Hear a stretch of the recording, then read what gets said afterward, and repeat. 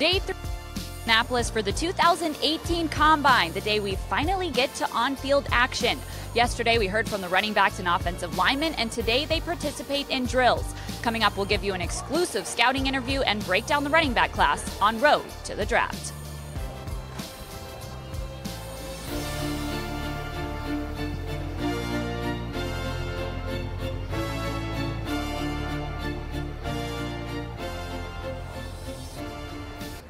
Hello and welcome to Road to the Draft live from the Combine presented by Southeast Michigan Ford Dealers. I'm Tori Petry here at the Indiana Convention Center where all of the media action is happening this week. Yesterday we brought you an NFC North themed show, and today we are diving to the prospects, specifically that running back class. They're over at Lucas Oil Stadium right now participating in their drills along with the offensive linemen in front of scouts from all 32 NFL teams. All eyes will be on Penn State running back Saquon Barkley to see how he does in these drills, as many regard him as one of the best players in this draft. But first, let's take you behind the scenes to see how the Lions scouts approach the Combine. Lions Vice President of Player Personnel Kyle O'Brien oversees the Lions scouting department. He took time out of his busy Combine week to talk with us about how this goes down for the Lions scouting department. He talked with us about how the transition to a new coaching staff works on the scouting side of things and just how much the Combine plays into their player evaluations. Take a look. Yeah, obviously there's a little bit of a transition, but thankfully there's a background with Coach Patricia, and you know, he and Bob have used the term before. We speak the same language, kind of viewed through the same scope. So it is a little bit of a transition, but we have a little bit of a jump start, in fact, with our common backgrounds. He's put together a great staff, and you know, the guys that he's brought in, they have a common background. So again, viewing through the same scope, speaking the same language, then the coaches who are still with us, you know, they've been doing a great job the last couple of years, and it's, you know, it's a difficult situation, but it's been going as smoothly as possible. You've been in the league for a long time, so you've kind of worked with different coaching staffs. Does it really impact it that much having Bob and Matt Patricia speak that same language? Absolutely. You know, it sounds simple, but it's one of the hardest things in the NFL for the head coach and the GM to be like this, so to speak. Because if they're not like this, then it can be like this, and it's really tough to win. People who might not be familiar with what exactly you guys are doing, just kind of walk us through what a day is like here.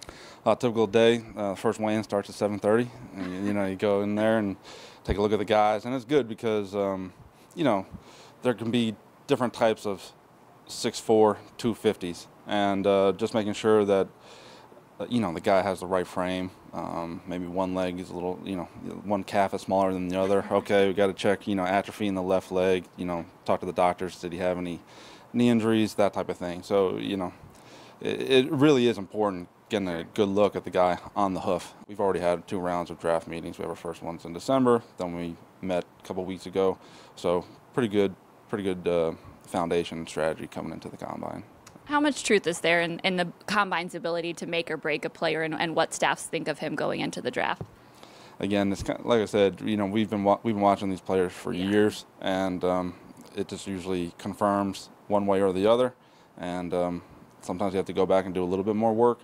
But you know, if you have a couple guys kind of in the same ballpark, you know, the interview is probably the biggest part. Just making sure he's a good fit for your culture, for your locker room, that he's going to be a good teammate, a good person, a good Detroit Lion. And then, you know, if he does well out here, he can kind of push one over the other. But it's not so much like it's more like this than like this. What's your favorite event to watch when these guys come and compete? Obviously the 40, you know, just to kind of, you know, to get the 40 is always fun. I hear you're going to be running the 40. Oh, goodness. Yeah, so, I guess they're going to make me. We got the over-under as to what you're going to run. Oh, no. Yeah. But, you know, it's just really just to see the guys move.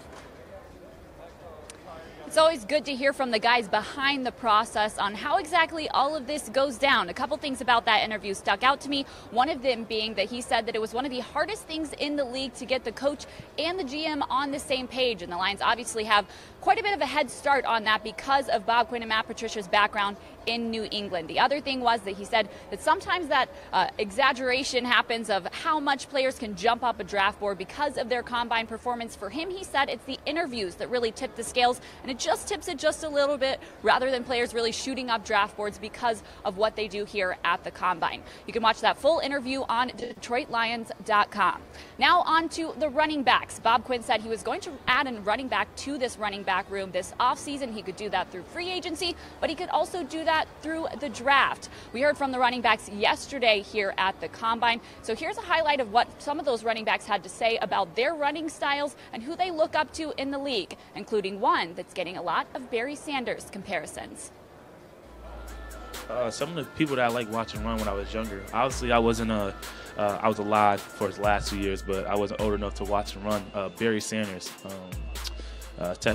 definitely with technology today and YouTube and all these highlight videos and stuff like that. At a young age, I was able to see the things that he was able to do on a football field, and that guy is, I think, I don't even need to say anything. He's spectacular. He's an awesome runner, and that was a great guy that I looked up to growing up, not only on the field, off the field. The way he carried himself, he was humble. When he scored a touchdown and gave the ball to the ref. If you look at his football life, he's carrying cups to his offensive lineman, and I think that's what a running back should be about, and I think that's what our position should be about, and I try to model myself after that. And you know, as a runner, you know, in between the tackles and stuff, you know, and in my opinion, there's no one better than me in that area, point blank. I run hard. I hardly ever get tackled by one person, and I'm very powerful. I get a lot of hidden yardage.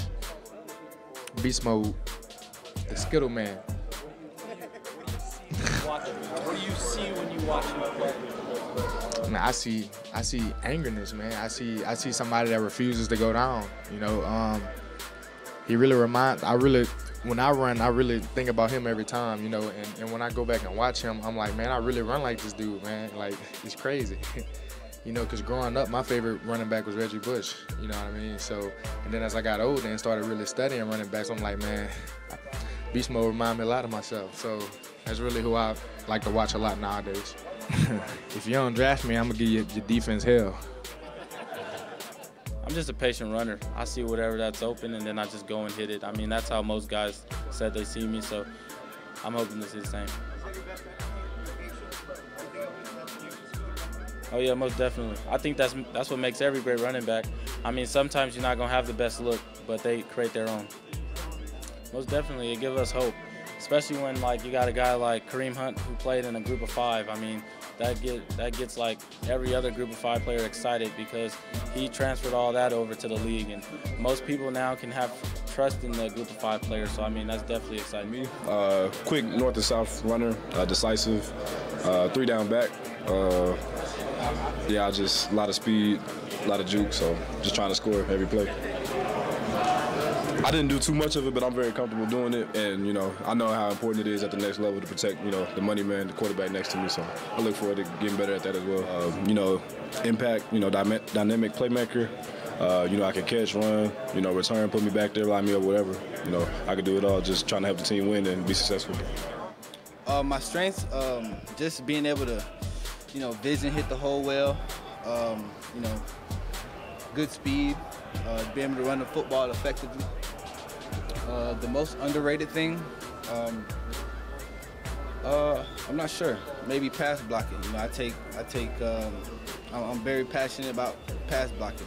You know, sometimes it's not all about running the football. It's about doing what's possible to help the next man succeed. Strong words there from Darius Geis. He says he's got to come into defenses that don't draft him. That was my favorite quote of Thursday. I was standing right there. It was a good one. Well, speaking of, joining me now is Tim Twentyman from DetroitLions.com. We're going to chat a little bit about these running backs. Since we've been live on the air, the running backs have been running the 40, and I understand you have an update for us. I know my attention is kind of going over there to the he's paying very little running. attention But you know, here. Saquon Barkley, who's obviously been the huge story in this combine so far, with the vertical jump and just the size at 6'2", 233, just went 4.41 in the 40-yard dash. So you're not only getting size, speed, just a physical He's beast. everything, Yeah. but, a couple other names, Nick Chubb, who's kind of been associated with, maybe a needy team, running back needy team like the Lions in the, late first, second, third round. He went 4.53, so, at 227 pounds, that's moving for him too. And Darius Geis, the guy from LSU, 5'10", 224, some size there too. He went 4.49, so there's some big men running pretty fast here in terms of running backs. Yeah, definitely. I mean, we've heard a lot about mock drafts at this time of year and, who predicts the Lions to take who. And a name that we've seen a lot for the Lions to take in the first round is Darius Geis. Saquon Barkley, we know, is probably going to go pretty high up there. I know a lot of fans, say trade down for him, but I don't see that happening. Do you see, though, the Lions going for a running back at pick number 20? Well, I think it's just going to depend on their board. This is a draft where you have to trust the board, if you're Bob Quinn and the Lions.